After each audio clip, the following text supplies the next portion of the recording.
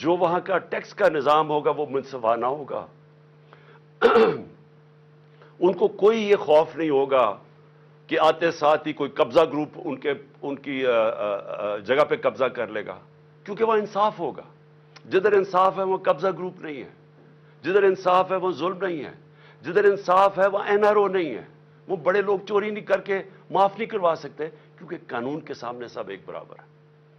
تو یہ جب مدینہ کی ریاست کی بنیاد رکھی گئی عدل اور انصاف پہ، تو یہ ہے کہ وہ اس وقت بڑے برے حالات تھے، خوشحالی بعد میں آئی، پہلے انصاف آیا. تو آج میں اس لیے اس کے اوپر بات کرنا چاہتا ہوں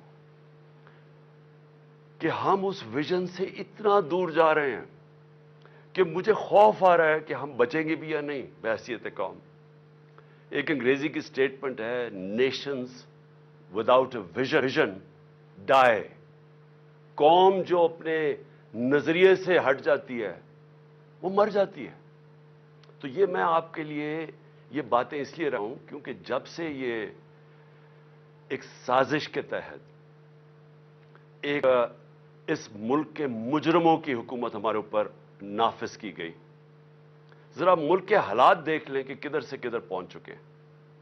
اور میں اس لیے یہ آپ کے لیے کہہ رہا ہوں کیونکہ اب جس طرف آپ جا رہے ہیں میں آخر میں ادھر آؤں گا کہ اگر ہم بحیثیت قوم، میں اپنی ساری قوم کو، پارٹی کو نہیں کہہ رہا، قوم کو کہہ رہا ہوں کہ اگر آج ہم نہیں جاگیں گے اور ہم جد و جہد نہیں کریں گے، ہم سب ذمہ دار ہوں گے جس طرف اب ہم جس رخ پہ نکل چکی ہے. سب سے پہلے معیشت آ جائے. دیکھیں معیشت جو ہے نا، اس کے اوپر بھی ایک بڑا ضروری ہے، میں جو شروع میں بات کی کہ ادھر بھی انصاف چاہیے ہوتا ہے، رول آف لا چاہیے ہوتا ہے، سرٹنٹی چاہیے ہوتی ہے. لوگوں کو یہ، جب تک مجھے یہ اعتماد نہیں ہوگا کہ آج جو میں یہ فیکٹری بنا رہا ہوں، میں دکان بنا رہا ہوں، میں پیسے لگا رہا ہوں، اپنی محنت کے سرمایہ کاری کر رہا ہوں، جب تک مجھے یہ نہیں پتا چلے گا کہ یہ آگے بھی یہی سسٹم رہے گا، جب تک مجھے یہ اعتماد نہیں ہوگا کہ یہ قانون نہیں ایک دم بدل جائے گا، یہ اب سسٹم چلے گا، تب تک میں پیسے نہیں لگاؤں گا.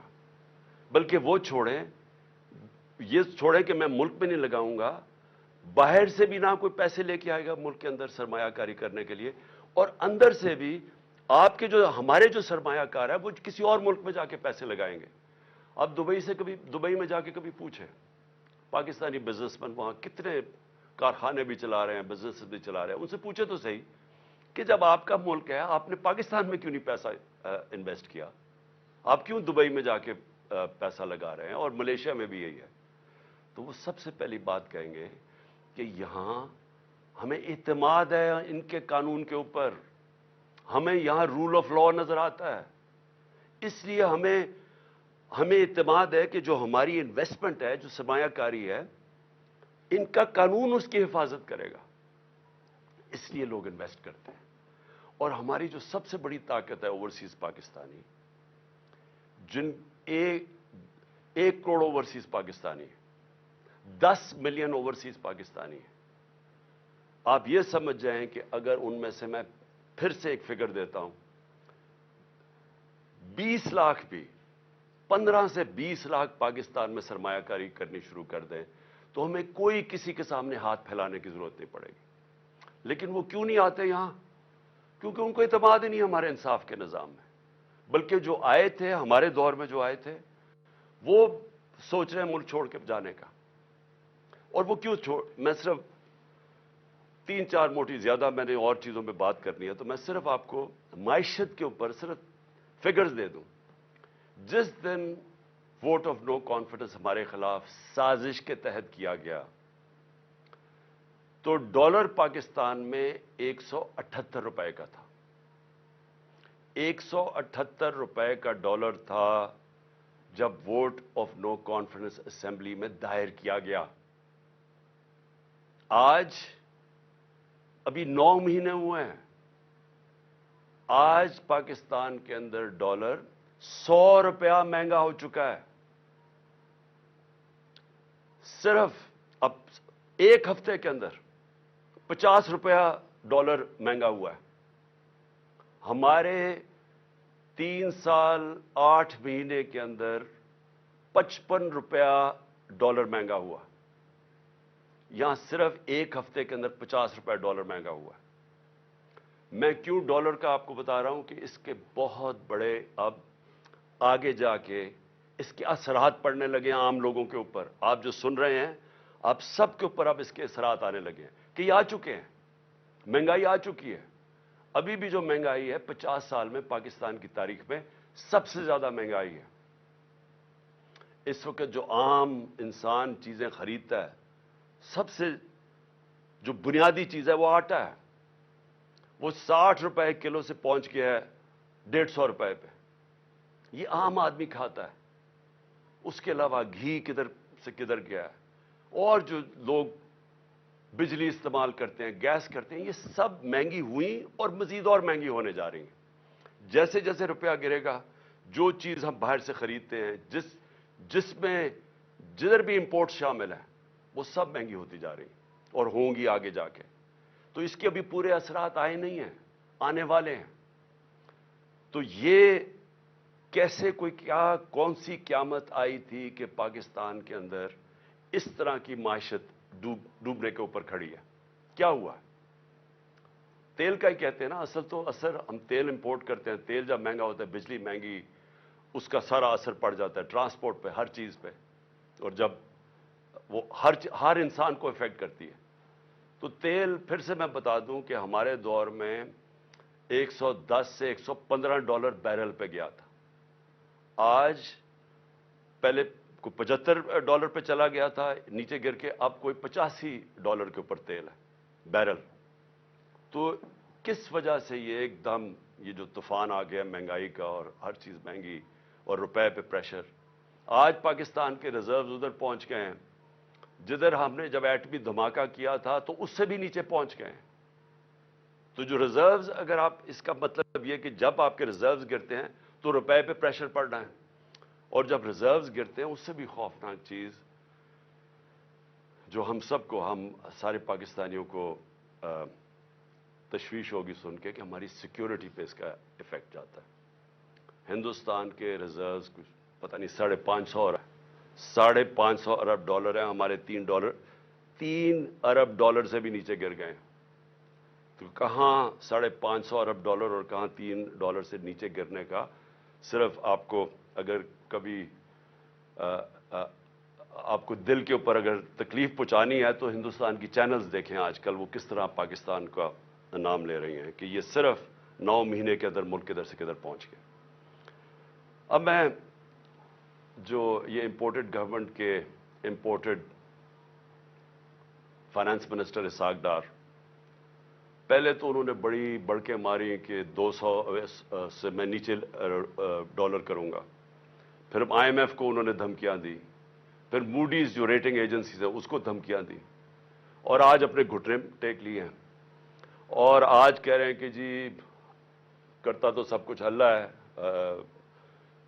उसकी मर्जी के बगैर तो कुछ नहीं होता। लेकिन अल्लाह ने भी कोई कंडीशंस लगाई हुई है कि मैं तब तुम्हारी मदद करता हूं तब तुम ये चीजें करो। और उसके बाद खैरात के ऊपर आ गए हैं कि खैराती इदारों को कहेंगे कि वो आके मदद करें पाकिस्तान की। इसका मतलब कोई रोड मैप, कोई सोल्यूशन नहीं है, कोई आगे रास्ता नहीं है।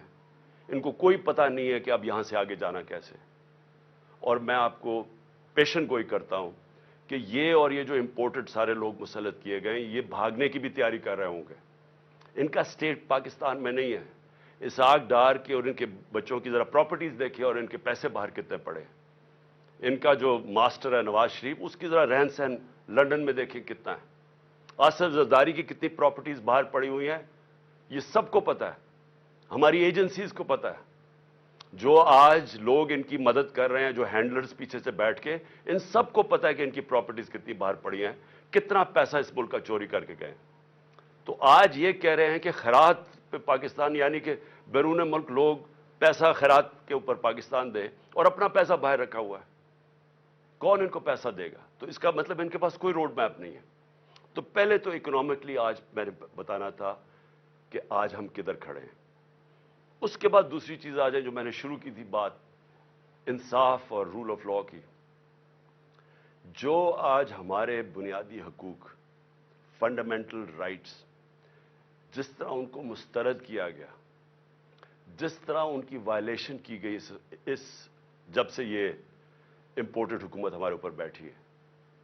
میں پھر سے ریپیٹ کرتا ہوں، جنرل مشرف کے مارشل لاء میں اپوزیشن میں تھا، مجھے جیل میں ڈالا گیا، لیکن میں آپ کو یقین دلاتا ہوں کہ اس طرح کا کبھی ہم نے ایسا ظلم نہیں دیکھا جو انہوں نے کیا.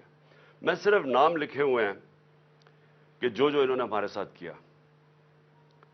ڈاکٹر شہباز گل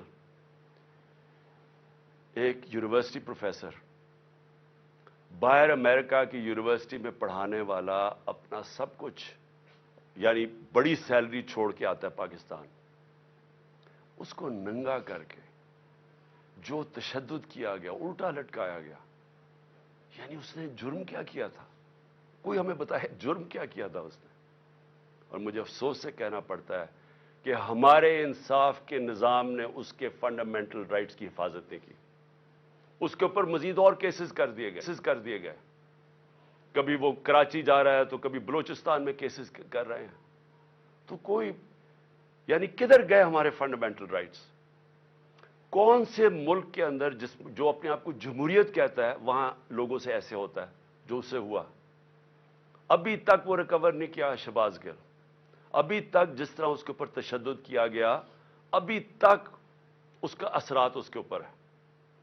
کوئی اس کو انصاف ملنے کی آس پاس سے کوئی نظر نہیں آ رہا، بلکہ ابھی بھی کیسز بھگت رہا ہے وہ. اور ایک آدمی جو ملک کی مدد کرنے آیا تھا، اپنی سے بڑا آئیڈیلزم لے کے آیا تھا، وہ پیسے خرچ کر رہے وکیلوں کے اوپر، اپنے کیسز کے اوپر. میں اس کی اس لیے مثال دے رہا ہوں کیونکہ شاید ملک کے غدار ہوں، کوئی دہشت گرد ہوں، تو شاید ان کو تو ایسے ٹریٹ کرتے ہوں، لیکن ایک پولیٹیکل آدمی، ایک سٹیٹمنٹ کے اوپر اس کے اوپر یہ ظلم کیا گیا. پھر جو اے آر وائی کا جو اس وقت جو ٹی وی چینل کا اس بیچارے کا جو نیوز ایڈیٹر ہے، اس کو کوئی کام ہی نہیں تھا، اس کو رات کے 3 بجے اٹھا کے لے گئے. مجھے یہ ایک نہیں سمجھ آتی کہ رات کے 3 بجے کیوں اٹھانے آتے ہیں؟ کیوں یہ کیا ایک مہذب معاشرے میں وارنٹ نکلتی ہے، آپ گھر پہ جا کے وارنٹ ڈیلیور کریں اور آپ اٹھا لیں ان کو. لیکن صبح کے 3 بجے جا کے سارے گھر میں اندر دروازے توڑ کے اندر گھس جاتے ہیں، وہاں جا کے ان کی عورتیں ہیں، بچے ہیں، ان کے سامنے یہ ظلم کر رہے ہیں. یہ جو اے آر وائی کے جو نیوز ایڈیٹر، ان کے بچوں کے اوپر ابھی تک اثر رہا ہے کہ جو انہوں نے اس طرح کیا. 25 مئی کو جو انہوں نے ہمارے ساتھ کیا، 25 مئی کو لوگوں کے گھروں میں گھسے، 3 بجے تک رات کے لوگوں کے گھروں میں گئے، وہاں اسی طرح دروازے توڑ کے گئے. ایک جو میجر صاحب تھے، ان کے گھر میں جب دروازہ توڑ کے گئے تو انہوں نے گولی چلائی. کسی کو کیا پتا کہ ڈاکو آ گیا، کون آ گیا رات کو؟ تو وہ بیچارہ سپاہی بیچارہ ایسے مارا گیا بیچ میں. ذمہ داری ان کی تھی جنہوں نے آرڈر کیا، اور اس کو اٹھا کے لے گئے، اور اس کو پھر اس کے اوپر تشدد کیا. اس کے بیٹا، اس کا کوئی قصور ہی نہیں تھا. وہ کہہ رہے ہیں میجر صاحب کہ میں نے گولی چلائی ہے. اس کے بیٹے کو لے گئے، اور جو بیٹے کے اوپر تشدد کیا، کتنے مہینے رکھ کے. کدھر گئے فنڈامنٹل رائٹس؟ اور اس کے بعد اعظم سواتی سینیٹر، باہر پیسے اس نے جا کے پیٹرول پمپ کے اوپر امریکہ میں کام جھاڑو دے کے اپنی بزنس بنائی، پیسہ بنایا، اور وہی آئیڈیلزم لے کے وہ پیسہ سب اپنا پاکستان بھی لے، پاکستان بھی آ گئے، سینیٹر بن گئے. ایک ٹویٹ کے اوپر، اور ٹویٹ اتنی سچی ٹویٹ ہے کہ باجوہ کو کہہ رہے ہیں کہ آپ نے NRO2 دیا، ساری قوم کہتی ہے اس نے دیا، اس میں تو کوئی شک نہیں ہے. اس کے اوپر جو تشدد کیا گیا، بچوں کے پوتے اور پوتیوں کے سامنے صبح کے 3 بجے گھس کے اس کو پہلے مارا، پھر حوالے کیا گیا نامعلوم افراد کے جن کا نام بھی انہوں نے لیا ہے، اور ان کو اس کے اوپر ننگا کر کے پھر تشدد کیا. پھر ایک گندی ویڈیو بنا کے بیوی کو گھر دے دی، بیوی اور بیٹی کو. یعنی یہ کون سی بنانا ریپبلک میں؟ کدھر گئے فنڈامنٹل رائٹس؟ پھر آگے آ جائیں فواد چودھری، پھر صبح کے 3-4 بجے پہنچ گئے گھر، ادھر سے پھر اٹھایا، ہتکڑیاں لگائیں، اوپر کپڑا.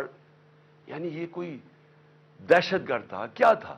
اس کو پھر پھرایا چاروں طرف، اور جو اس سے کیا چھوٹی بیٹیاں وہ ٹرامیٹائزڈ, بیٹیوں کے اوپر اثرات ابھی تک. پھر شندانہ گلزار, کیا اس نے شندانہ نے کیا کہ اس کو دہشت گرد بنا دیا؟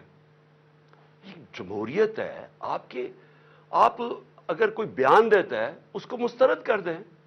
یہ کیسے ہو گیا کہ اس کے بیان کے اوپر اس کو دہشت گرد بنا دیا, اس کے اوپر کیس کر دیا دہشت گردی کا؟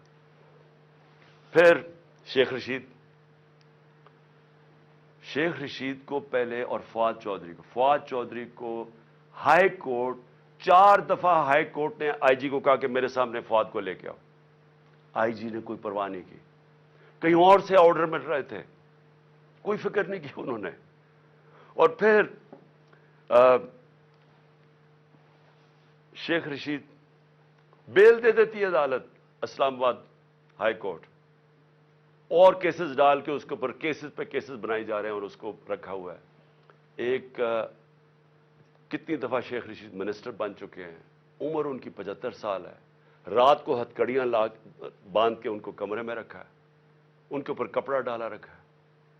یعنی یہ میں اپنے انصاف کے نظام کو آج پوچھ رہا ہوں, کدھر گئے ہمارے فنڈامنٹل رائٹس؟ اور پھر میں گنانا چاہتا ہوں, عمران ریاض کو اٹھایا. ہر وہ آدمی جو رجیم چینج کے جو صحافی خلاف ہے, ہر اس آدمی کو سنگل آؤٹ کیا انہوں نے. ہر اس آدمی کے اوپر, جس طرح عمران ریاض کو یہ دوسری دفعہ اٹھا کے لے کے گئے تھے, ارشد شریف کی جو سارے اس ملک کے لیے جو سب سے دردناک کہانی ہے صحافیوں کی تاریخ میں, جو اس سے کیا گیا, ملک سے باہر پھر قتل کیا گیا, اس کو شہید کیا گیا. ایاز امیر, سمیع ابراہیم, غلام حسین, جو لوگ رجیم چینج کے خلاف لکھتے تھے, تنقید کرتے تھے, ان ساروں کو باری باری کہیں نہ کہیں ان کو ڈرایا, دھمکایا, اٹھایا گیا. سوشل میڈیا کے ہمارے لڑکے, انہوں نے مجھے ایسی کہانیاں سنائی ہیں جو ہمارے نہیں بھی تھے, انہوں نے لوگوں نے آ کے بتایا ہے, جو ویسے سوشل میڈیا پہ جو تنقید کر رہے تھے, ان کو راتوں کو اٹھایا, ان کو بھی لے کے گئے, کہیں کو ننگا کیا, وہی ایک سٹینڈرڈ چیز تھی. خالد گجر ہمارے ایم این اے کے کینڈیڈیٹ ہیں, ان کے بھائی شبیر گجر ایم پی اے رہ چکے ہیں.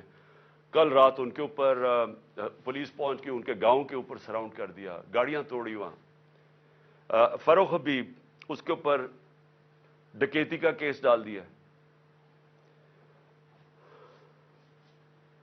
میرے اوپر اب میں اپنے 60 ایف آئی آر ہے میرے اوپر. اور جو سب سے حیران کن چیز یہ ہے کہ اگر میں ایکس پرائم منسٹر ہوں, اپنی ایف آئی آر نہیں کٹوا سکا, اور اس کے بعد جو جے آئی ٹی بنی تھی, جو چیزیں نکال رہی تھی, جس میں واضح ہو گیا کہ اور وہ لوگ شامل تھے جن کو میں نے 3 نام جو نامزد کیے تھے کہ جو ایف آئی آر میں, وہ واضح ہو گیا کہ وہ اس کے پیچھے ہیں. نہ وہ, پھر سے میں کہتا ہوں کہ جو ڈی پی او گجرات, نہ وہ اپنا فون دینے کے لیے تیار تھا, اس کو بھی کہیں سے حکم آ رہا تھا. نہ سی ٹی ڈی کے اندر وہ جو ایس پی تھا, نہ وہ تیار تھا اپنا فون, جس پہ اس نے وہ جو دوسری ویڈیو بنائی تھی, وہ جو شوٹر تھا نوید یا ندیم, نہ انہوں نے دیا, نہ انہوں نے کوآپریٹ کیا. لیکن جو رپورٹ درج کروائی گئی عدالت نے, جے آئی ٹی نے عدالت میں جو رپورٹ درج کروائی, اس کے اندر یہ چیز واضح ہو گئی کہ 3 شوٹر تھے, ایک نہیں تھا, تو دینی انتہا پسند کا سارا ختم ہو گیا کیس.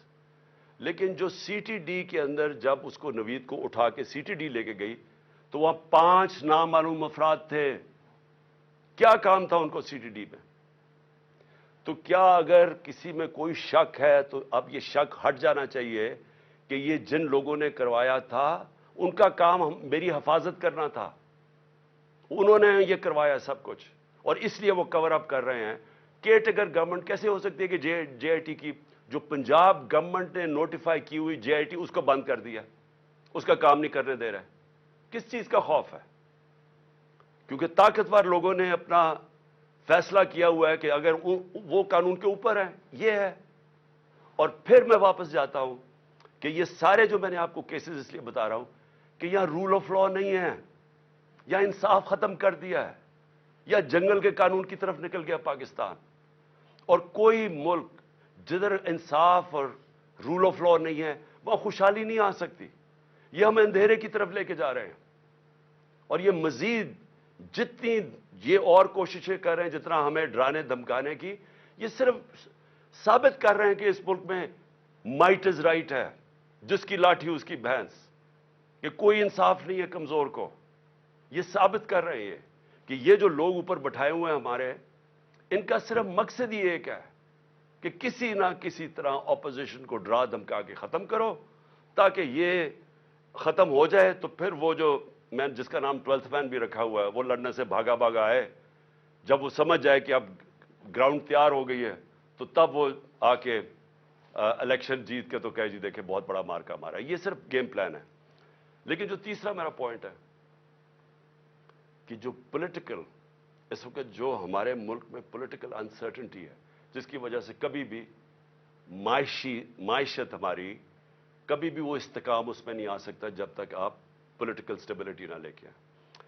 تو ہم نے جب فیصلہ کیا، میں نے فیصلہ کیا کہ ہم اپنی 2 گورنمنٹس کو ڈیزالو کرتے ہیں، پختونخوا اور پنجاب کو، تو اس کے پیچھے اپنا ملک کا سوچ رہا تھا کہ میں نے سوچا کہ اگر ہم آئین کہتا ہے کہ جیسی آپ اپنی گورنمنٹ ڈیزالو کرتے ہیں، جو گورنر ہے اس نے 90 دن کے اندر الیکشن کی ڈیٹ دینی ہے. یہ پاکستان کا آئین ہے. میں نے وہ آئین سوچ کے اپنی گورنمنٹس کو ڈیزالو کیا تھا. اور مجھے تب لوگ کہتے گئے ہمارے کہ یہ نہیں کریں گے، کہ یہ جو طاقتور لوگ ہیں یہ نہیں ہونے دیں گے. اور انہوں نے پوری پہلے کوشش کی کہ کسی نہ کسی طرح ہمیں پنجاب میں کانفیڈنس ووٹ نہ ملے، پھر کہ ہم ڈیزالو نہ کر سکے تھے. ڈرایا دھمکایا، یہاں آ کے بیٹھ گئے وہ طاقتور ہینڈلرز، اور انہوں نے پوری کوشش کی. لیکن اللہ ایک پلان اوپر والے کا بھی ہوتا ہے نا، وہ کامیاب ہو گیا. ہمیں 186 ووٹ مل کے، اور ہم نے اپنی گورنمنٹ، جب کانفیڈنس مل گیا ووٹ، ہم نے اپنی گورنمنٹ ڈیزالو کر دی. اب یہ سارا ملک اب تماشا دیکھ رہا ہے کہ ابھی تک 18 دن ہو گئے ہیں، دونوں گورنرز نے ڈیٹ نہیں دی الیکشن کی. اور یہ جیسے 90 دن ختم ہوں گے تو ساری قوم سمجھ جائے کہ اس کے بعد یہ آرٹیکل 6 لگے گا ہر کوئی جو گورنمنٹ میں بیٹھا ہوگا، کیونکہ وہ بالکل گورنمنٹ، جو بھی گورنمنٹس ہوں گی ایلیگل ہو جائیں گی، وہ آئین کے خلاف ہو جائے گی. اور جو بھی یہ کوشش کر رہا ہے کہ کسی طرح اس کو آگے کھینچا جائے، اور وہ ہمیں پتہ ہے کون کوشش کر رہے ہیں. ایک تو یہ جو امپورٹڈ ڈاکو بیٹھے ہوئے ہیں ہمارے اوپر، یہ خوف زدہ الیکشن سے، ان کو پتہ ہے کہ الیکشن میں یہ جیت نہیں سکتے. اور انہوں نے تیاری کی ہوئی تھی کہ جتنا ٹائم گزرتا رہے گا اس کے اندر یہی حربے استعمال کر کے ہمیں کمزور کرتے جائیں گے، ایف آئی آرز کاٹتے جائیں گے. عمران خان کی جیل کی پلان کیا ہوا ہے کہ اس کو جیل میں ڈالیں گے، اور پھر ہمارے جو سینئر لوگ ہیں ان کو اسی طرح ہراساں کرتے جائیں گے. جو بولنے والا ہوگا اس کا منہ بند کرنے کی کوشش کریں گے. تو یہ ان کا پلان تھا کہ یہ آہستہ آہستہ جب بالکل ہم کمزور ہو جائیں گے تو تب پھر یہ الیکشن کی کوئی ڈیٹ دیں گے. لیکن ہم نے یہ جو اپنی گورنمنٹ ڈیزالو کر کے اب جو سارا پاکستان آج پاکستان کی عدلیہ کی طرف دیکھ رہا ہے. اور میں یہ امید رکھتا ہوں کہ ہماری عدلیہ آئین کے ساتھ کھڑی ہوگی، کیونکہ اگر یہ 90 دن سے اوپر جاتا ہے تو یہ پاکستان کے آئین بھی نہیں، پاکستان کے رول آف لا نہیں، یہ ساری پاکستان کی جمہوریت اس وقت ختم ہو جاتی ہے. اس کا مطلب جمہوریت نہیں ہے یہاں، کیونکہ جمہوریت تو چلتی ہے آئین کے اوپر. تو لہٰذا یہ اب سارا قوم تماشا دیکھ رہی ہے کہ کیا 90 دن میں الیکشن ہوگا یا نہیں ہوگا. میں ابھی آپ کو کہہ رہا ہوں کہ یہ جو امپورٹڈ حکومت ہے یہ اتنی خوفزدہ الیکشن سے، کیونکہ انہوں نے پوری کوشش کی سب کو ملا کے، جو 16 جولائی کو الیکشن ہوئے تھے، بائی الیکشنز پنجاب میں، اس کے باوجود ہار گئے. پھر اس کے بعد ساری جماعتیں ایک ٹکٹ پہ لڑی، پھر ہار گئی، وہ جو اگلا اکتوبر میں الیکشن ہوا تھا. تو یہ ڈرے ہوئے الیکشن سے، یہ الیکشن سے ڈرے ہوئے ہیں، ملک تباہی کی طرف لے کے جا رہے ہیں. روڈ میپ ہے کوئی نہیں، کوئی چیز کنٹرول میں ان کے نہیں ہے. صرف اور صرف اس ڈر سے کہ الیکشن نہ ہار جائیں، ان کو کوئی فکر نہیں ہے کہ ملک برباد ہو جائے، کیونکہ ان کے پیسے باہر پڑے ہوئے ہیں. ان کا پاکستان میں سٹیک ہی کوئی نہیں ہے. انہوں نے پھر سے میں کہہ رہا ہوں یہ پھر باہر بھاگیں گے. لیکن اس جو ملک میں رہنے والے لوگ ہیں ان سب کو تو سوچنا چاہیے نا کہ ہم کدھر جا رہے ہیں. اور ان کو فکر کرنی چاہیے, ہم سب کو فکر کرنی چاہیے کہ اگر یہ ملک نہیں ہے تو ہم نہیں ہیں. اور اگر جس طرح معیشت تباہ ہوتی جا رہی ہے تو سب سے پہلے تو ہماری ساورنٹی جا رہی ہے, آزادی ہماری جائے گی, اور جو ہم پہلے سے کہہ بیٹھے ہیں. تو میں آخر میں میں ختم کرنے سے پہلے میں یہ جو دہشت گردی ہوئی, دہشت گردی کو بھی پوری کوشش کی گئی کہ کسی نہ کسی طرح اس سے سیاسی فائدہ اٹھایا جائے. میں یہ شہباز شریف کے سامنے رکھنا چاہتا ہوں, کیونکہ شہباز شریف کو کوئی یا تو یاداشت ختم ہو گئی ہے یا پریشر میں آ کے ان کو چیزیں نہیں یاد, تو انہوں نے کہا جی کے پی نے پیسہ نہیں خرچ کیا یا کچھ نہیں کیا یا کے پی ذمہ دار ہے. میں صرف آپ کو بتانا چاہتا ہوں کہ پختونخوا میں 2013 میں جب ہماری حکومت آئی تھی, تقریباً 700 پولیس والوں نے شہادتیں دے چکے تھے. پولیس ڈیمورلائز تھی, پولیس کے حالات برے تھے اس وقت, کیونکہ پولیس اپنے آپ کو ڈیفینڈ کر رہی تھی, لوگوں کو کیسے ڈیفینڈ کرتی. اور سب سے زیادہ جو قربانی دی وہ پختونخوا اور اب جو قبائلی علاقہ اس کا حصہ بن گیا, قبائلی علاقے کے لوگوں میں سب سے زیادہ قربانی, اور اس کے بعد پختونخوا کے لوگوں نے سب سے زیادہ وار آن ٹیرر میں قربانی دی تھی. اس لیے کل وہ اتنی تعداد میں نکلے ہیں امن مارچ میں, کیونکہ ان کو خوف ہے کہ پھر سے آپریشن شروع ہوا تو پھر جس وقت آپریشن ہوگا تو اس میں بے قصور شہری مارے جاتے ہیں جس طرح پہلے وہ مارے گئے تھے. تو اس لیے ان کو خوف آ رہا ہے کہ کسی طرح یہ امن ہو وہاں, یہ پھر سے آپریشنز نہ شروع ہو جائیں. لیکن جب شہباز شریف نے کہا نا کہ ہم نے کوئی توجہ نہیں دی, تو میں ذرا صرف آپ کو فگرز بتانا چاہتا ہوں. 9 سال, اور مجھے اس چیز کا فخر ہے کہ ہم جب 2013 کے اوپر آئے,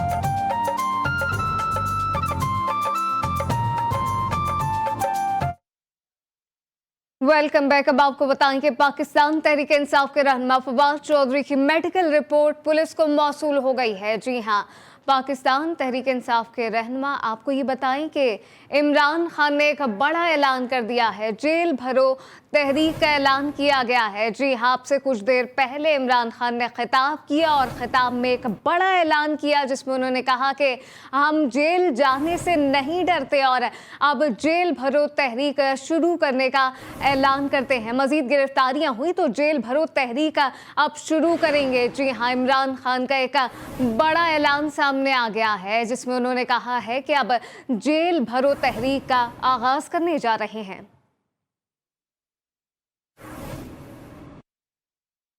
پاکستان تحریک انصاف کے رہنما فواد چودھری کی میڈیکل رپورٹ پولیس کو موصول ہو گئی ہے. رپورٹ کے مطابق گرفتاری کے وقت فواد چودھری نشے میں تھے. مزید کیا تفصیلات ہیں, حمید لنگنا سے جانتے ہیں. آپ کو بتائیں کہ پاکستان تحریک انصاف کے رہنما فواد چودھری کی میڈیکل رپورٹ پولیس کو موصول ہو گئی ہے. رپورٹ کے مطابق گرفتاری کے وقت فواد چودھری نشے میں تھے. جی ہاں, رپورٹ میں یہ انکشاف ہوا ہے. رپورٹ موصول ہو چکی ہے پولیس کو جس میں یہ سامنے آیا ہے کہ گرفتاری کے وقت فواد چودھری نشے میں تھے.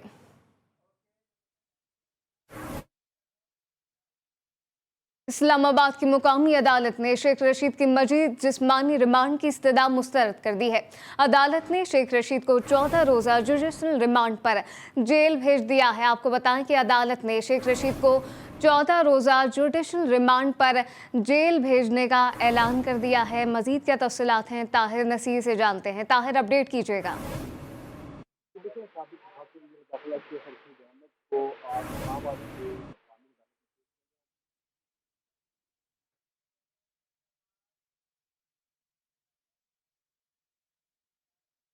یوم یکجہتی کشمیر کے حوالے سے سندھ کے مختلف شہروں سے ریلیاں نکالنے کا سلسلہ شروع ہو گیا ہے.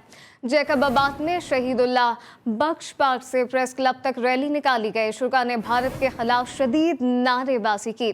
شرکا کا کہنا تھا کہ کشمیریوں کے ساتھ ظلم و بربریت پر قوم متحد خاموش ہے. شکارپور میں اسکول کے طلباء نے ریلی نکالی. ریلی میں شریک بچوں نے ہاتھوں میں مزید بینرز اٹھا رکھے تھے جس میں کشمیر بنے گا پاکستان کے نعرے درج تھے.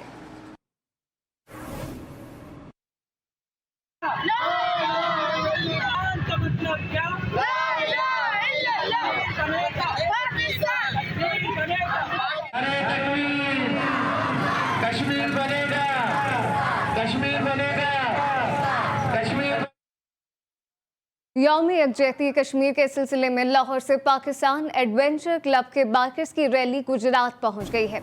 रैली में 100 से ज्यादा बाइकर्स शामिल हैं। खवातीन बाइकर्स की भी बड़ी तादाद है रैली में शरीक है। लाहौर से रवाना होने वाली बाइकर्स रैली का अख्ताम कल समानी पॉइंट आज़ाद कश्मीर में होगा। गुजरात पहुंचने पर बाइकर्स पर फूलों की पत्तियां निछावर की जाएंगी।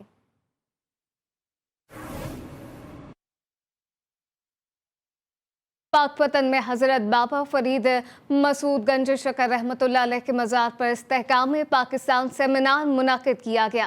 सेमिनार में सूबाई वजीर मजहबी उमूर सैयद असफर अली शाह, सेक्रेटरी औकाफ ताहिर रजा बुखारी और दीगर ने शिरकत की। मुकर्ररीन का खिताब करते हुए कहना था कि मुल्क की सालमियत के लिए हर फर्द को अपना किरदार अदा करना होगा।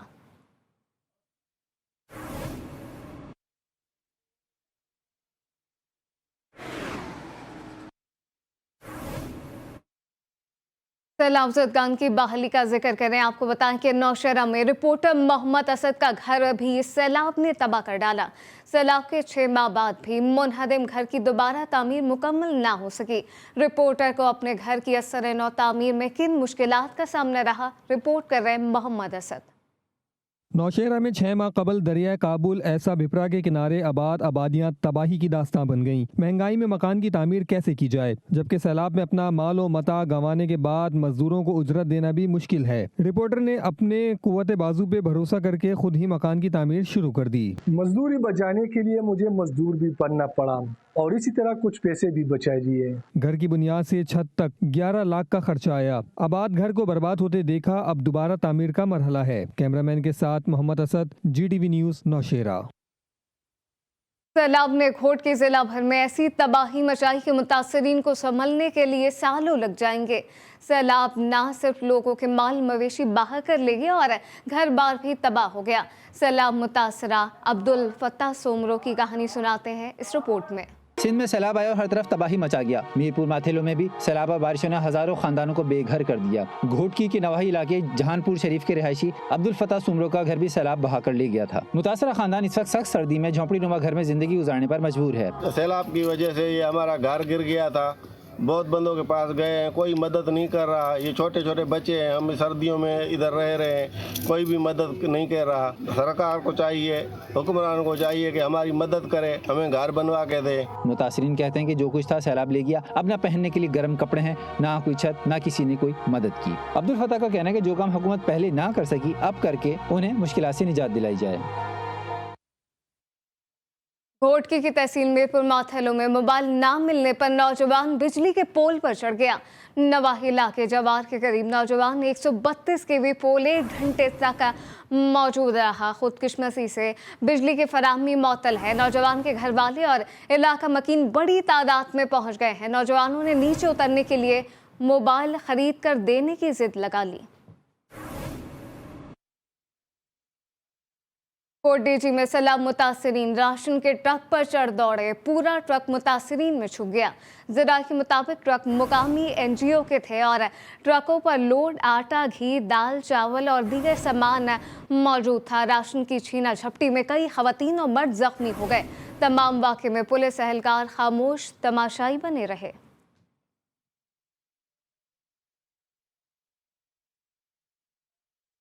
कश्मीर की तहसील तंगवानी में आटे का बहरान शिद्दत अख्तियार कर गया है। व्यापारी मनपसंद रेट पर आटा फरोख्त करने लगे हैं। आटा ब्लैक में 140 से 150 रुपए फी किलो में फरोख्त होने लगा। सरकारी आटे के स्टॉल भी फोटो सेशन तक महदूद हो गए।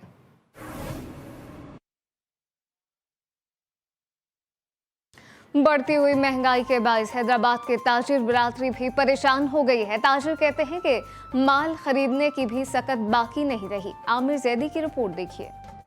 मुल्क में बढ़ती हुई महंगाई और बेरोजगारी ने जहां गरीब तबके को परेशान किया है, वहीं ताजिर बिरादरी भी परेशान है। हैदराबाद के बाजारों में खरीदार न होने के बाइस सन्नाटा छाया हुआ है। ताजिरों का कहना है हर चीज महंगी है, जिसके बाइस आवाम की कुव्वत खरीद जवाब दे चुकी है। इस वक्त जितना ताजिर परेशान है और स्पेशली छोटा दुकानदार जितना परेशान है, उसकी मैं आपको कैसे वजाहत करूँ। फॉर एग्जाम्पल, अगर कोई चीज़ वो 100 रुपये की बेच रहा है, अगर वो अभी बेच रहा है और शाम को दोबारा सौदा करने जा रहा है तो वो 150 रुपये की उसको होलसेल मार्केट या मैन्युफैक्चरर उसको दे रहा है, जिसकी वजह से उसका कारोबार मुकम्मल तौर पर तबाह और बर्बाद हो गया। और आज ये हाल है कि बेचारे जो ताजिर देने वाला था वो आज मकरूज़ हो गया है। बाज़ार में काम बिल्कुल भी नहीं है, डॉलर रुकने का नाम नहीं ले रहा, ब्लैक के अंदर 280 250 से ज़्यादा अबव हो गया है।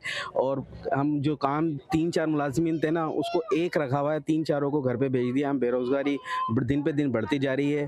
ताजिर बिरादरी का वज़ीर आज़म से मुतालबा है कि मुल्क में बढ़ती हुई महंगाई और बेरोज़गारी को कम करने के लिए इक़दाम किए जाएँ। कैमरामैन राइल शाह के साथ आमिर ज़ैदी, GTV न्यूज़, हैदराबाद। खबरें और भी शाम करेंगे, लेकिन अभी एक ब्रेक।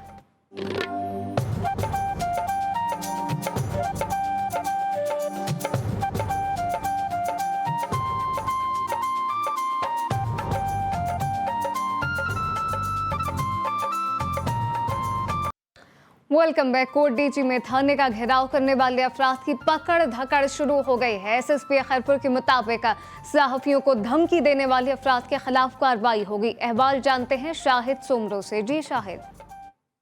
हाँ जी बिल्कुल, जो है हमारे साथ मौजूद हैं SSP खैरपुर मीर रोहेल खान खोसू साहब। नौजवान हैं और जिस तरह से जो कार्रवाई होती है पुलिस की वो दिखाना हमारा फ़र्ज़ है। क्या कहना है आपका कि ख़ास इस पर जो कार्रवाई होनी चाहिए जो इसके सपोर्टर हैं, या फिर वैसे ही छोड़ देंगे हम?